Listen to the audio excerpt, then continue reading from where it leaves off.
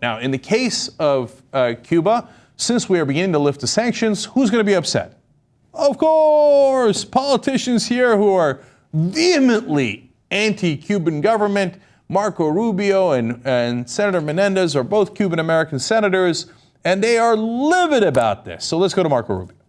I'm not in favor of the process by which his release was acquired, because I think it does set a very dangerous precedent. It puts a price on every American abroad. Governments now know that if they can take an American hostage, they can get very significant concessions from the United States. This is such a silly talking point.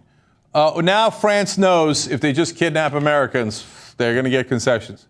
France isn't kidnapping Americans. Look, our enemies, yes, might look to do us harm. That's why there are enemies. Okay, but even Cuba isn't kidnapping random Americans.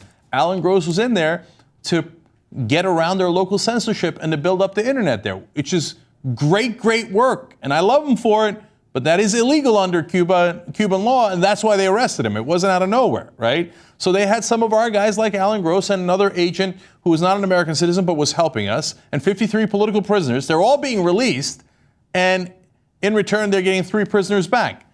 That's what you call a deal. But Rubio is very upset about that deal. My interest in Cuba has always been the furthering of democracy and freedom. I think the people of Cuba have a right, if they are free, to choose any economic system they want. Nothing the president will announce today is going to further that goal. It's absurd. And it's part of a long record of coddling dictators and tyrants that this administration has established. Yeah, this is so tired, man. Everything that Obama does where if you show any reason at all in foreign policy, coddling dictators. What was he supposed to do? Hey, Raul, how you doing? Washington, bam, and punch him in the face. Got you. But that doesn't get Alan Gross out of jail. That doesn't get 53 political dissidents out of jail. That doesn't begin to get us on a sane track with the Cuban people to help the Cuban people. You're from Cuba. Don't you care about those people suffering there? The sanctions have hurt them. They have not hurt the Castros at all. Your idiotic policy has kept the Castros in power for 54 years. When is it going to get you through your thick head that you're the one coddling the dictator? The more the Cuban people are crushed, the easier it is for the guy on top to keep power over them. So you're robbing the Cuban people of their opportunities, and if they had those opportunities, you never know what happens. Look, and on this issue of, oh, well, it's a communist government, it's a dictatorship, so we can't have any relationships with them. We've had a relationship with China for 35 years, and they're the largest communist country in the world. And you're now saying, wait a minute, now China's not really acting communist, they seem pretty capitalist.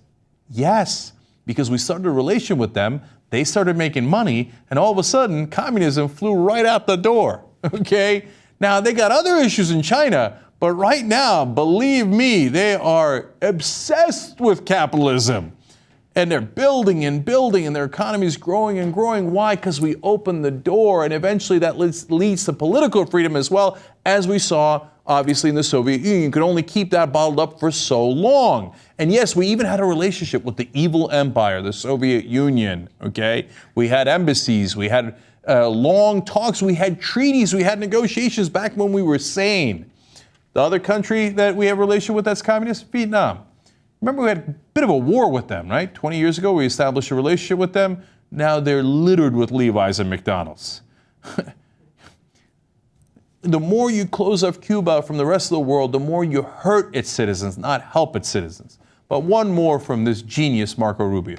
This notion that somehow being able to travel more to Cuba and send more money to Cuba and travel and sell more consumer products in Cuba, the idea that that is going to lead to some democratic opening is absurd. But it is par for the course with an administration that is constantly giving away unilateral concessions, whether it's Iran or in this case Cuba, in exchange for nothing. At a minimum, I would say this: Barack Obama is the worst negotiator that we've had as president since at least Jimmy Carter, and maybe in the modern history of this country. Okay, wait. I love when they take pot shots at Jimmy Carter. The worst negotiator since Jimmy Carter. Did Jimmy Carter negotiate anything? Oh, right!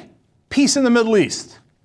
He's the one that got the Camp David Accords, where Egypt and Israel agreed not to fight anymore, and they haven't fought since.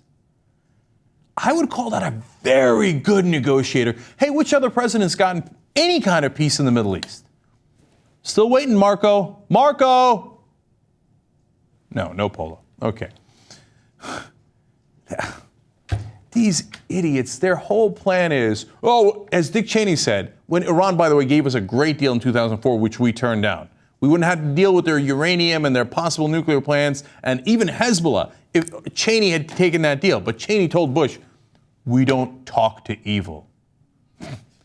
Then how do you talk to yourself? That's a good question. But beyond that question, listen, you idiots, you negotiate with your enemies, not with your allies. That's how it works.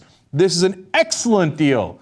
So Menendez is wrong. Rubio is wrong. All these guys who are wedded to their old failures. They're used to failing. They're used to being losers. Here, I'll go to Menendez just to be bipartisan here. He's a Democrat. And he says, let's be clear, this was not a humanitarian act by the Castro regime. It was a swap of convicted spies for an innocent American. President Obama's actions have vindicated the brutal behavior of the Cuban government. What have you been doing for 54 years? You have been vindicating them over and over and over again. They say the great America that is bad and evil, etc., are keeping you down. And the people look around and they go, well, we can't trade with America. We can't get money from our family members in America. I guess the Castros are right. I guess they're the ones looking out for us. You have helped them in immeasurable ways. It's time to get beyond that. Open up Cuba to the rest of the world. Obama's 100% right about this. And these clowns have been wrong for so long that they should have no credibility left in the United States. No one should listen to these guys who have been losing and failing for 54 years straight.